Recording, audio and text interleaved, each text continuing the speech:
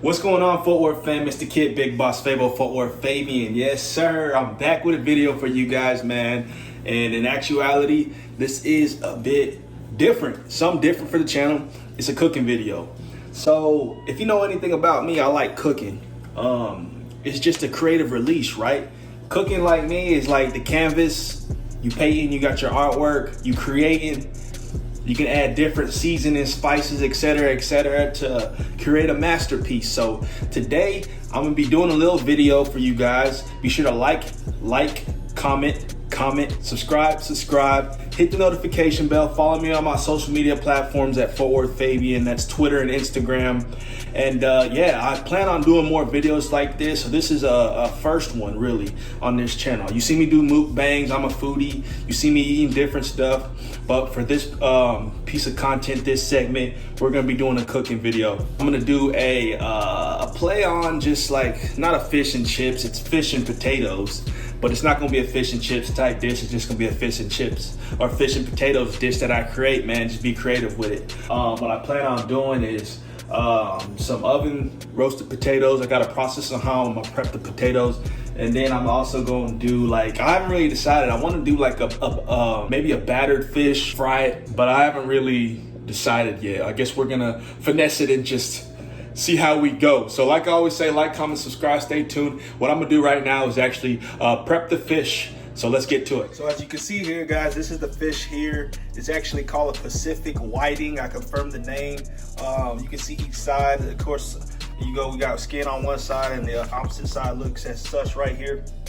So what I'm gonna do is just marinate the fish, prep it, you know, cool off in the fridge for maybe about an hour or two, who knows how long, just as long as until I'm ready to cook it, you know what I'm saying? It's always good to marinate your fish so it stays ready and right, just in the fridge, and it builds up on them flavors and the tastes. So this is just a little coupling of seasonings and flavors. I got seasoned salt, I got salt, garlic powder, we got ground cumin, however you want to pronounce it. We got onion powder, we got some basil, and we also got some ground pepper. Excuse the surface, we got some coffee stains on the surface. You know me, I'm a coffee person. So let's get to this little marinating process. So I got everything kind of allocated to one side right here. So what I'm gonna do is, I forgot to mention, I got my olive oil. So for my Pacific whiting, you know, before I always season, man, I always like to add some olive oil, bro. You gotta add some olive oil. We got some clean fish here. You can add some olive oil so that it essentially, you know, holds and sticks to when you add them seasonings and flavors. And in addition to that, olive oil moistens and adds it's a tenderizer, bro. It moistens and it adds a certain, in addition to moistening, flavor to your component, your meat, whatever you're gonna add to it, man. And like I said prior, it helps it stick to. Bear with me with my angles and all that. Like I said, this is my first time actually recording this in a cooking video, and I'm gonna do it one-handed. Shout out to Quang Tran, you know.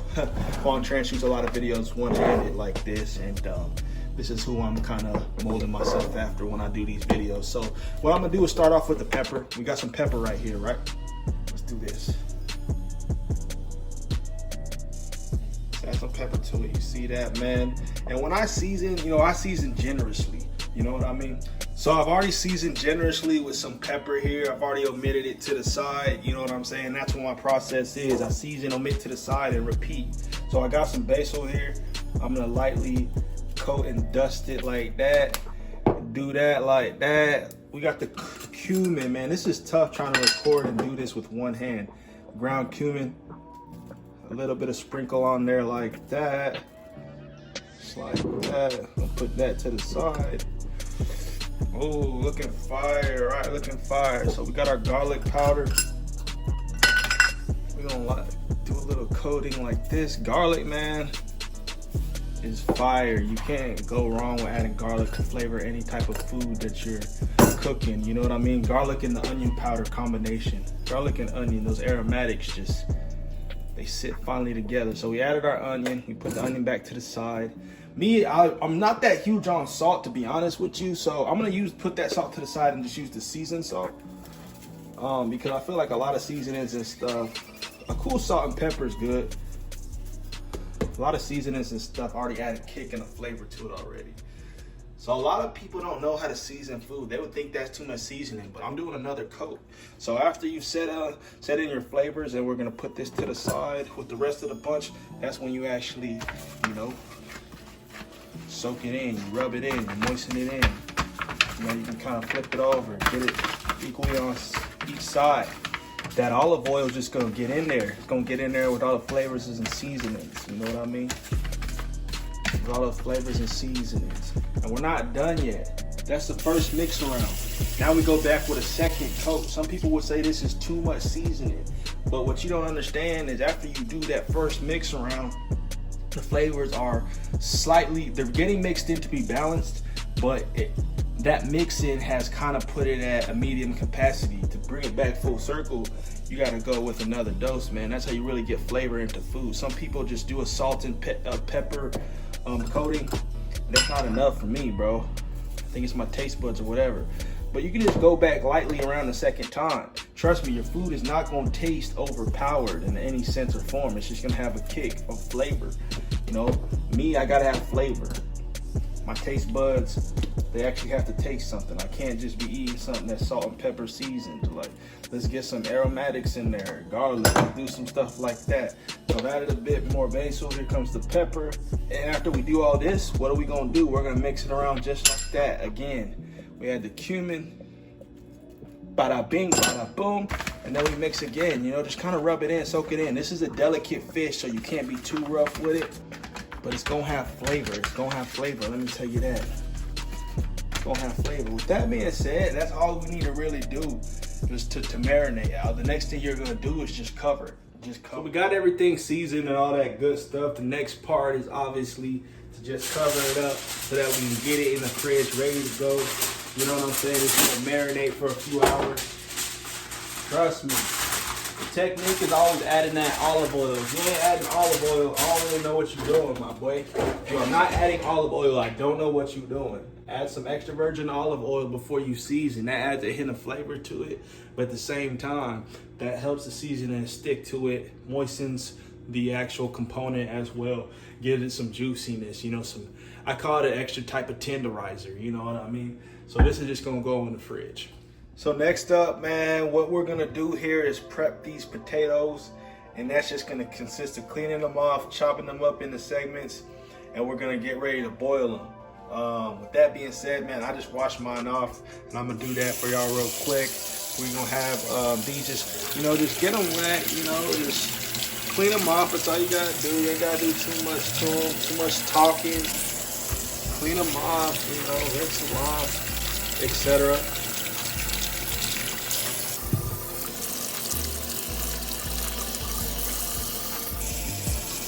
So what we're gonna do, like I said, is we're gonna cut them up into sections. I like leaving the skin on just to add a little texture to it. Of course, I like skinless potatoes too, but at the same time, I'm not gonna waste time doing all that extra stuff, man.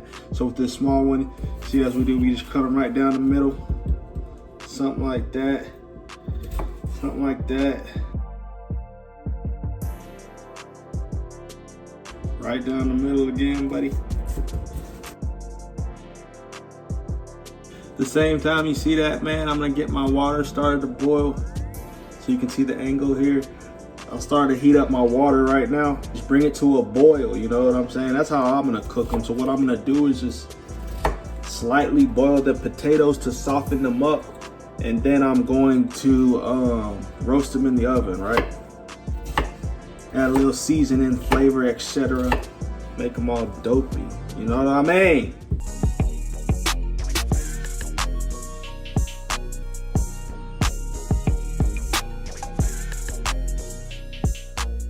Another good thing that cutting these potatoes up before boiling them does is it allows them to soak up faster and moisten up quicker. You know, a lot of people like to put the whole potato in and put them in the boil, and I've done that every once in a while. But if you're looking to cut down time, cut them into pieces and then boiling them is a bit quicker. So I'm gonna actually add some flavor to mine. I'm gonna add some salt, and I don't even think I got enough water, to be honest with you guys. That's more than enough water. So we added our salt, you know. Now we're gonna add these potatoes. So like I say, you know, just kind of watch it to find your tenderness. You can check by poking the potatoes. But let's say if you have it boiling on high, maybe keep it boiling for maybe, I don't know, 20 to 30 minutes or something like that. But it's just your own preference, because they shouldn't take too long to soften up, because you don't want them getting too soft to where they're just soggy. You want them soft enough to where they can just finish off in the oven. So in addition to obviously the potatoes here, I like to add aromatics into my stuff, add a little flavor. So I got white onion, yellow onion, some garlic here that I'm gonna finely chop up. And what I'm gonna do is actually stir fry that, or get that cooked and melted down with some butter, just to get the flavors all together. And I'm gonna mix that in with the potatoes prior to putting them in the oven. So when the potatoes come into play, obviously I'm gonna add seasonings and flavors to that as well that you see over here. But what I'm going to do is actually just have a real aromatic, fresh, herbal type of feeling, taste, fragrance, and texture added to the potatoes, man. It's good to kind of have that as an addition.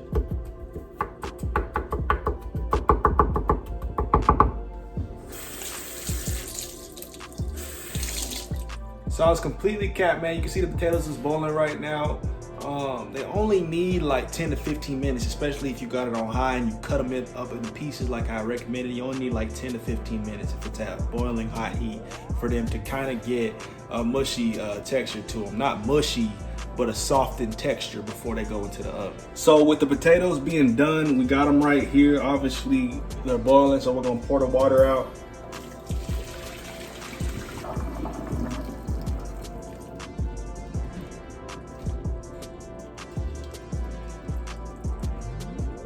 So we got them to a good consistency. They should be soft. You want them soft, man. See how it kind of chipped off onto my hand a little bit? That kind of texture, but not to where it's completely just deteriorating. So at this point in time now, I'm gonna get ready to saute, obviously, my aromatics, which are my onions and my sliced or chopped garlic, finely chopped garlic that I have here. And put it to the side. I got some salted butter that I'm gonna cook it into, get some color on them, you know, soften them up a little bit. And you want a good chunk and piece, because all that juice and moisture from it is gonna be added to the potatoes once we, you know, mix them all up, season them up, and put them into the oven. Swimming in that pool of butter, that salted butter. You could add what you want to this, maybe some salt, pepper type stuff, man. To each their own. Butter's got a lot of flavor as is, man, so that's kind of up to you, but you want it to soak in that, especially if you get you some salted butter. I'm gonna add a pinch of salt and pepper. We got this going, man. We got this rocking, right? You gotta let that cook down, man. You gotta let this cook down.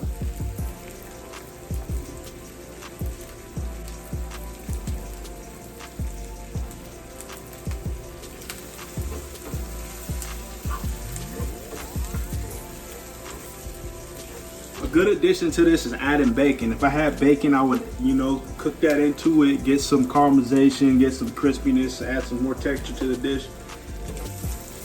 But I do not have any bacon. See, now we're starting to get some color on them. This is something I wasn't even gonna do, but what I wanna do to kind of make a sauce is add some cream cheese to this. It'll be kind of like a butter sauce, man, but it's gonna melt right in. This is just a little slice of, that's some cream cheese, man. And just let it marinate on into that. So when you're done with that, turn that off. And now we're gonna have the mixing process, man. Go ahead and get your oven set to 350, heating up. The only reason I added the cream cheese into these vegetables was kind of give a different dynamic as I, you know, sprinkle some shredded cheese onto the actual potatoes. But so what you do is just pour the potatoes on in, man, to a dish of some sort that you got. Then we are gonna add these onions in.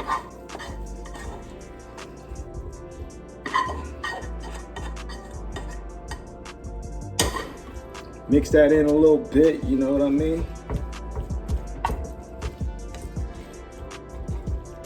Get a little mix in, but at this point we start to season. So I got some salt here. We can even do a bit of garlic powder here. Add some pepper. hit of that seasoned salt, but we can add some cumin in there as well. That's gonna give it some color. The onion powder, excuse me, that's all out. Just add a hint of olive oil. A hint, bro. It's buttery as is, but it's a little bit as it cooks in the oven. We got almost had the lid pop off. Got our basil leaves. Now you come in with this cheese, man. The cream cheese I added in earlier kind of helps this hold together a bit as well. So just come in with a little bit of that, like that. You don't even have to overdo it, really.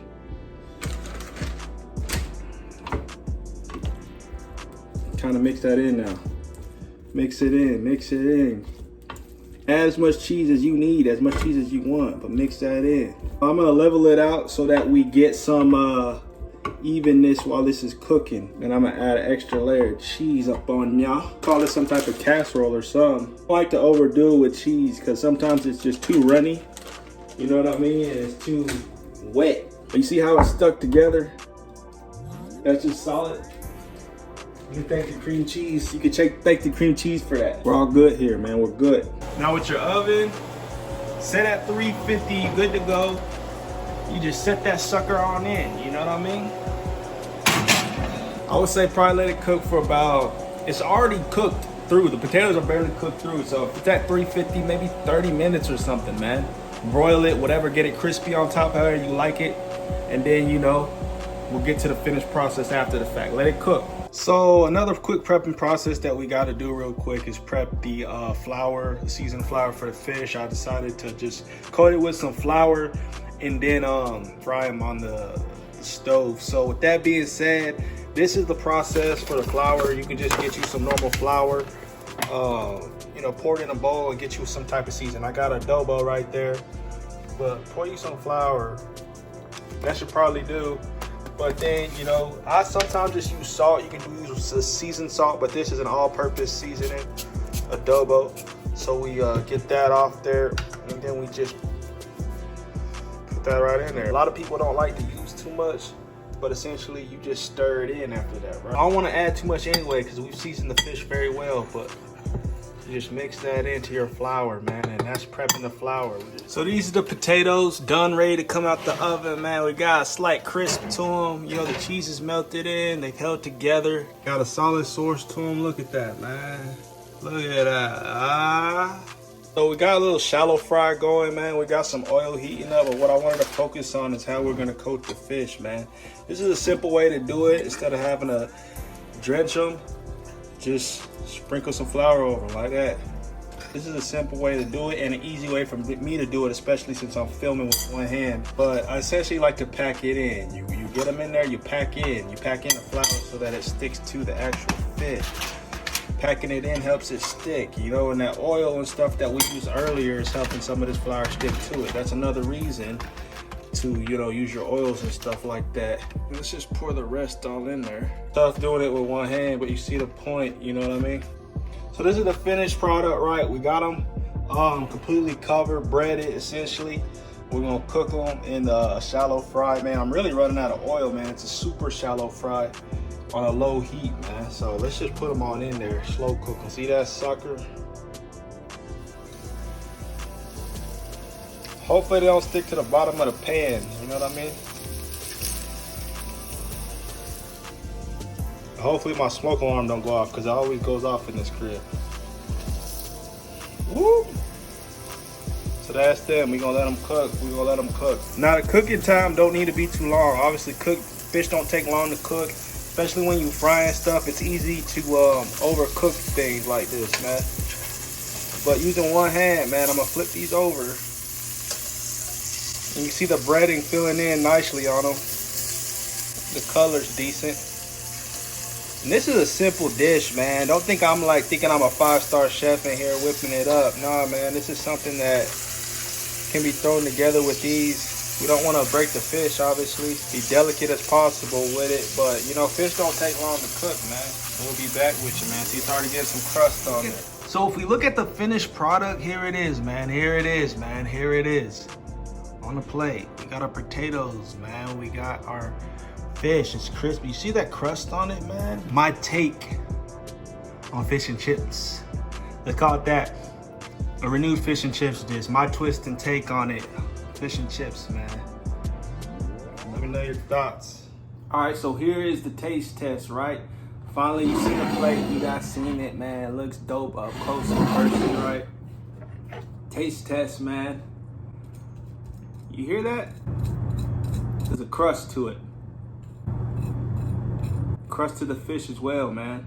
So, dear Lord, thank you for this food. Thank you for providing food for us. Give us strength in Jesus' name. I pray, amen. So this is the first taste. The potatoes are dope. You gotta have a combination taste. So I got a bit of potato on there. Got a bit of the Pacific whiting fish on there, man. Quick time. Who want the first bite? All right, man, here it goes.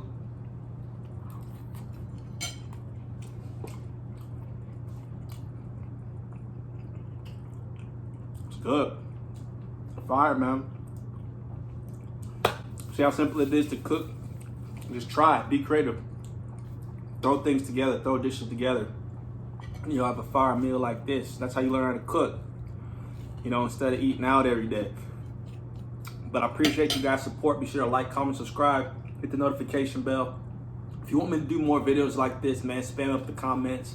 Let me know your thoughts, ideas on cooking videos, what you like to cook in the kitchen, etc., man. And I'll see you guys next time. We're on the road to 10K, man. Subscribe to the channel. Peace, love, prosperity to all. We out.